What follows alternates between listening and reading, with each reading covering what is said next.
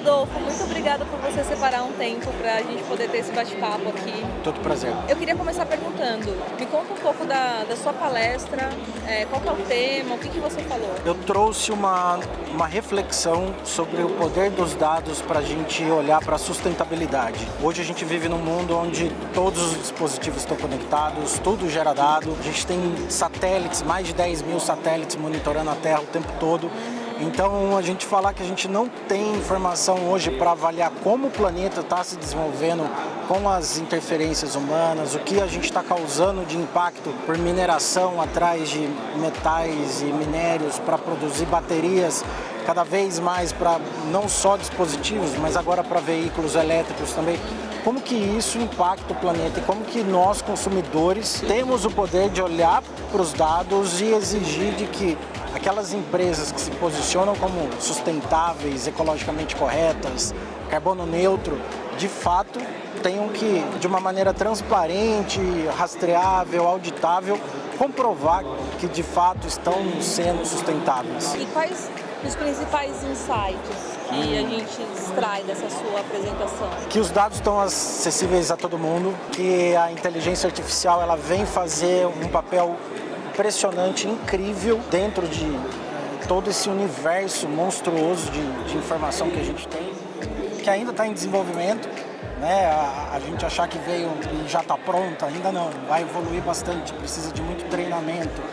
E como que isso, no final das contas, através de uma análise de um contexto mais amplo e não só pontual, pode trazer para a gente uma visão real de como está essa interação da nossa, vamos chamar assim, da nossa espécie com o planeta Terra. Você trouxe um ponto interessante, que é a análise de contexto. Eu queria a sua análise de contexto, porque a gente vive, quando fala de sustentabilidade, um momento que tem uma dicotomia, né? Tem algumas pessoas que entendem essa questão do momento do planeta, da sustentabilidade e tal, mas também tem muitas falácias, as pessoas ficam um pouco perdidas, né? O que é verdade, o que não é. Tem um contexto político atual que leva eventualmente a gente compreender, ter um viés sobre essa questão da sustentabilidade diferente. Sim. Eu queria um pouco da sua análise, você que tem profundidade, que está fazendo um estudo a respeito disso, tem uma apresentação aqui no DWX sobre sustentabilidade.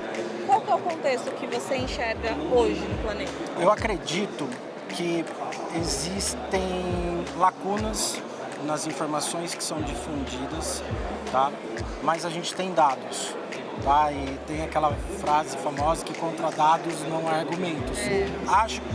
Acredito que as empresas ainda precisam adquirir muito conhecimento. As pessoas estão procurando entender qual é a diferença, por exemplo, de um termo de, por exemplo, aquecimento global para mudança climática. É hora de você falar, não existe aquecimento global, mas espera, olha como está o planeta, vamos tentar entender de uma perspectiva, de um contexto um pouco maior do que simplesmente uma única direção de avaliação. Quando você observa que, por exemplo, empresas hoje já colocam como fatores de contratação de prestadores de serviço a entrega do produto ou serviço neutralizado com carbono neutro, isso a gente já começa a ver que é uma mudança quando você começa a observar mecanismos legais que trazem uma rigorosidade para um compliance, por exemplo. Você vê que a própria União Europeia agora adiou a exigência vamos chamar assim, das multas para quem vende produtos e commodities para o bloco e não consegue comprovar que está vindo de uma área sem desmatamento. Há ainda um conflito do que a gente precisa fazer e do entendimento de como se fazer. Que existe uma mudança climática acontecendo é indiscutível. A gente vê que cada vez mais, com mais frequências, eventos climáticos de maior extremidade estão acontecendo. Chuva no deserto, granizo na Arábia Saudita, coisas que assim... eram impensáveis há algumas décadas atrás. Exatamente.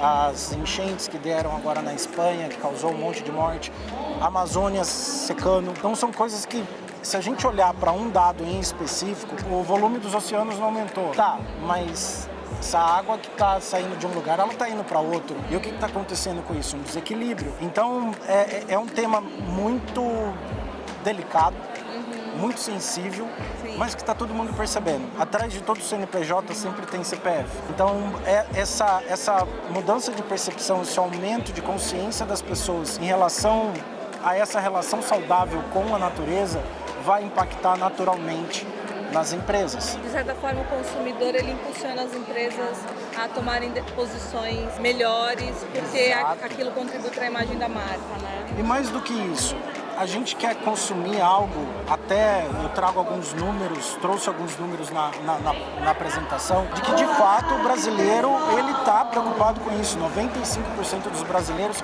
já está olhando para um produto e entendendo, é sustentável, está fazendo teste em animal, é carbono neutro mesmo. E isso mostra uma mudança de comportamento muito rápida, de 2023 para cá, quase dobrou esse número. Então, assim, está acontecendo. Sim. Nós, como consumidores, a gente tem o poder. E aí, naturalmente, como você colocou, a gente passa a exigir das empresas que façam a parte dela. Cobrarão mais caro por isso? Claro, porque muita coisa deixou de se fazer ao longo dos anos e a conta chega. Então é um momento que eu acho que é coletivo. Todo mundo precisa se conscientizar de que as coisas dependem de um esforço coletivo. Senão a gente chega num momento sem volta. Então, no final das contas, a questão da sustentabilidade não é uma visão só das empresas, mas também do poder do consumidor em direcionar a tomada de decisão das empresas. Exatamente. Com foco nessa questão. Cabe a nós. Cabe a nós. Muito obrigada por você, Obrigado. de novo, ter separado um tempinho aqui e bom evento para você. Obrigado, Valeu. igualmente.